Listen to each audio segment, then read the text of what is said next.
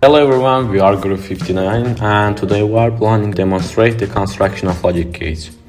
For the first circuit we have the NOT gate. The light is initially on. We have a transistor connected to the light's positive leg and the ground line is connected to the ground leg. When we press the button, the light turns off. This happens because pressing the button opens the transistor's gate, allowing the ground line to connect and divert the current, which prevents the light from turning on. This gives us an output of 0 when the input is 1.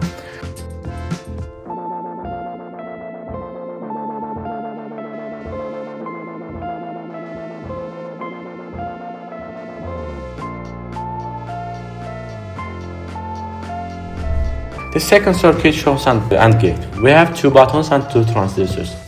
The whole thing starts with positive current flowing into bus buttons. The current is then fed through the resistors into the 2 transistors, which are actually tied together using jumping wires.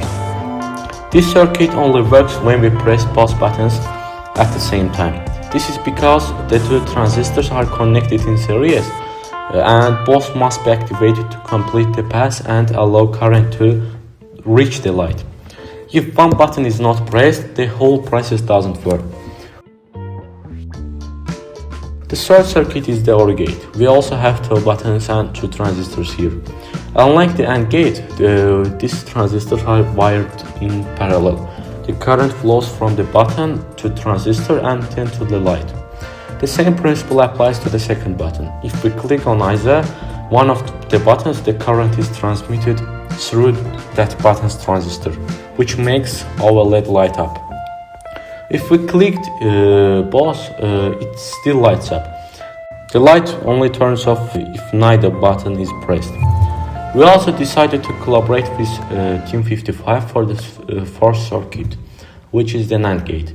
The NAND gate is the inverse of the AND gate. We use 2 inputs here. The light will be on if either button is pressed or if neither is pressed. The light only turns off when both buttons are pressed simultaneously, which is the exact inverse of the AND gate's behavior.